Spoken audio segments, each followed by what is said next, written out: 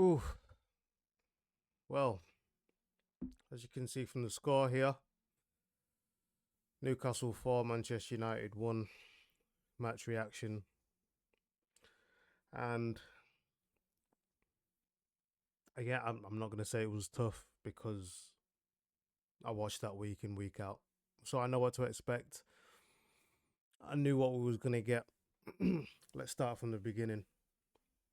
So the game started off pretty fast paced, decent start to the game from both sides, I guess. Um, so we started with Ericsson and Agate in the double pivot. In the 2-10 positions, we've got Garnacho and Bruno. Um, so the first half,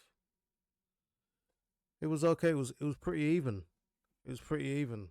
Obviously, Newcastle scored a very good goal. Sandro Tonelli with the volley. Um, he's out with the assist, and then obviously we've got one back for to make it 1-1 from Garnacho. Good work from Dallo to carry the ball forward, and a really good finish from Garnacho. He's not my type of player. You'll hear me blast him on this stream a lot. But very good finish. So it's 1-1, and you know you're thinking game could go either way, really. Um, I don't really rate Newcastle in terms of technical ability and these types of things. Overall, I think their foundation is just big, strong guys, solid, and this, that, and the other. And you could see that today. Obviously, when you watch Newcastle games, you don't think technical excellence and these types of things. So we've gone in 1-1. It's looking all right. Bruno spamming balls up into the air and all these types of things that we've seen before. It's absolutely crazy, to be honest. Um, yeah, mate. So we've gone in 1-1 half time, come out second half, 4 minutes. I think it was 4 minutes into the second half. Um, bam, slapped 2-1 Newcastle. What can you say, man? What can you say? What can you say? We've been putting in absolute spliff today. We've been putting in absolute spliff today, and again, man, like questions of Ruben Amorim. I'll be honest. Like this guy, I don't think will ever change the system. He won't ever change anything. He'll make subs, but it's going to be like for like. The system won't ever change. So if it's not going well, we just put some fresh legs in there. That's it. That's it. That's all he's going to do. Like I said, I'm seeing the same red flags under this manager as I did under Eric Ten Hag. I'm not calling this manager out. I can't be bothered. I ain't got the energy. I ain't got the energy. I really don't. I ain't got the energy. I'm not even mad. I'm not even mad. I'm not even mad because the thing is, we're just not good at football. We're just not good at football. So I don't understand how we hope to win football games. We are not good at football. We're not. This is just it. This is just it. Like I keep saying it. I keep saying it. The guy on the ball, right? He takes a touch. He looks up, and he thinks, "Bloody hell, where are my mates?" He's on that island. He's on that island. He's about 15 yards away. He's 10 yards away. And then from that, no, what happens? Nobody's got a picture mapped out in the head. We don't map out the next 3 4 passes. It's just take a touch, play what you see. Take a touch, play what you see, and if you can't see anything, bloody hell, good luck to you, mate. Do you see what I'm saying? I seen Lenny Yoro just in the last bit of that second half. Boom! I can't remember who played him the ball. Played him the ball. Guy looks up. Whoever was on that right hand side is nowhere near him. He's nowhere near him.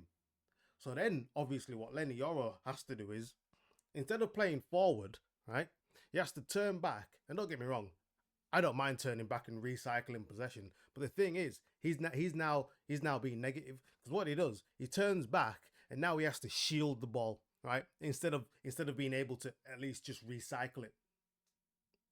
Maybe we play the ball from over here to over that side of the pitch. None of that happens. Honestly, the spacing on the pitch is horrible when we have the football. To be honest, it always has been. But the spacing on the pitch irritates me, man. It irritates the life out of me. On when I sit here and I see somebody pick up the ball, I just know they have no idea what they're gonna do next.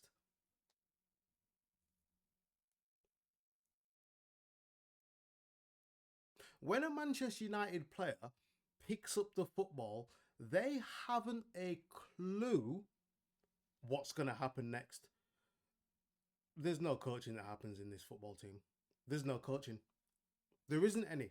And do you know what it is? Do you know what it is? These lot, these lot are not good enough for you to say to them, "I'll just go out and play." These lot need limiting. Honestly, they need telling. All right, cool. When you pass here, trigger. You move here, trigger. Boom, boom, boom, boom, boom. Get me? These lot need some coaching. Amarim's not coaching them. I thought he'd come in and coach. Just like I think we've been hoodwinked again. Again. I didn't think I'd get hoodwinked again after Eric Ten Hag. You know, because I thought Eric Ten Hag was gonna come in and do, you know what I mean, new shapes and that and all these things. But I clocked into him pretty quick. I clocked onto Eric Ten Hag pretty quick, and this Amarim kid showing me the same things. Not only does his football stink, his player profiling's bad. He likes players like Hoyland for whatever reason, I've no idea. Persists with Garnacho. Whilst he scored a good goal today, yeah, overall, Garnacho's performances, they're not great. Let's be honest. Took his goal well today. Yeah, beautiful. But let's be. I'm not gonna. Do you know what I'm saying? Let's. So he likes Garnacho. Ugarte is in there, playing well, trying to play football when that's not his bag. So his player profiling, player ID, we don't know yet because he hasn't had a summer transfer window. He has had the January, but we won't count that. We won't count that. Um, so the player ID kind of looks shaky to me just because of who he's playing. Kind of looks shaky to me, but I'm gonna give him some time. But I've seen what I've seen. To be honest, the red flags are there, and the red flags are that's him, I believe. So this is it.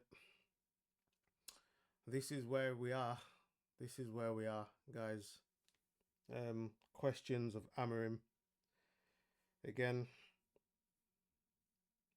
I know the team's not great, but you can just see there's no coaching. That's one of the main issues. That's just one of the main issues. I mean, I can understand like the players. I don't like any of these players. I don't like any of them. But you can just see there's no coaching.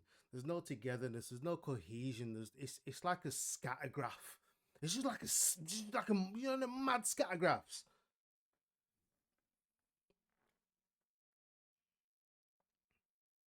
We played one bit of football today that I liked. One little bit of football between Bruno and Xerxes. And I feel like Xerxes could have taken an extra touch, gone low and hard instead of keeper just, oh yeah, cheers, mate. One bit of football that I liked today. One. Okay, Garnacho's goal. Two. Two bits of football. Other than that, man. Other than that, yeah, well, yeah, man. Not good. Same old, to be honest. Same old. Um, One thing I didn't like about Eric Ten Hag is the way he spoke as well. I don't even bother listening to Amarim because I can't. Again, I can't be bothered. I cannot be bothered. I ain't got the energy. I wanted Eric Ten Hag out for nearly 2 years. I haven't got the energy for this one. I haven't got the energy for this one. I'll be honest. I really haven't. I haven't, man. He dropped Onana today, which I'm gonna give him no credit for because that had to happen anyway. Um, I'm not sure whether he actually dropped Dorgu, but again, he, I'm not a fan of Dorgu, so I will give him a bit of credit for trying to give Harry Amas an opportunity today.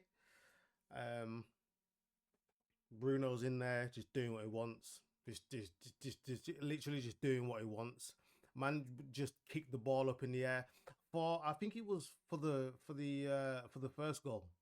I know there was another phase of play, but the guy took a nice little touch, little Brazilian thing, boom, leg up, side foot, boom, kills it off, brings it down, then looks to just spam it. Yeah, ball comes back. Obviously, didn't need to happen like that. Um, but yeah, man, 4-1. What can we say? Um, I didn't really expect much coming into this game. To be fair,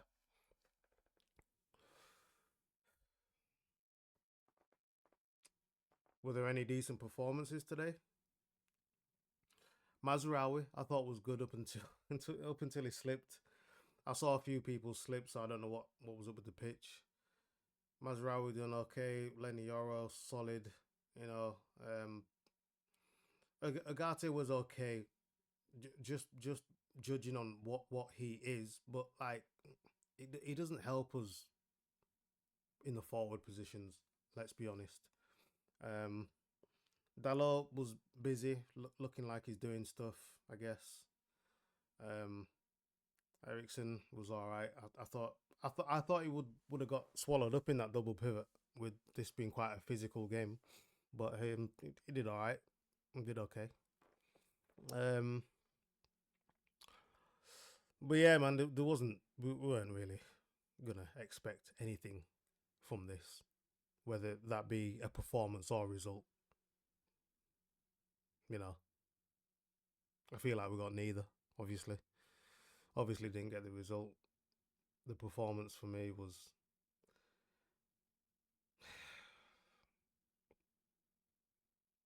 I think the football club culture needs to change. The culture in the football club needs to change. The way we view footballers and we need a technical level that needs raising right through the academy from from the nines all the way through. The the technical base needs to. It's just not acceptable for what I'm watching. It's just not acceptable.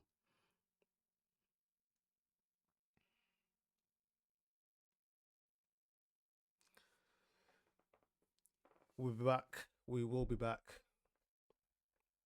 for the Champions League games live stream Tuesday, Wednesday, and then obviously we're back for the Man United game versus Lyon on Thursday, which again I do believe is just going to be more of the same.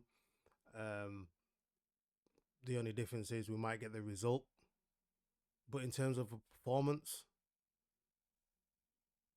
like how can I sit here and believe that we're going to get a performance? There's no players in there that I like, and I know football, so not a chance. But we'll be back, people. Peace.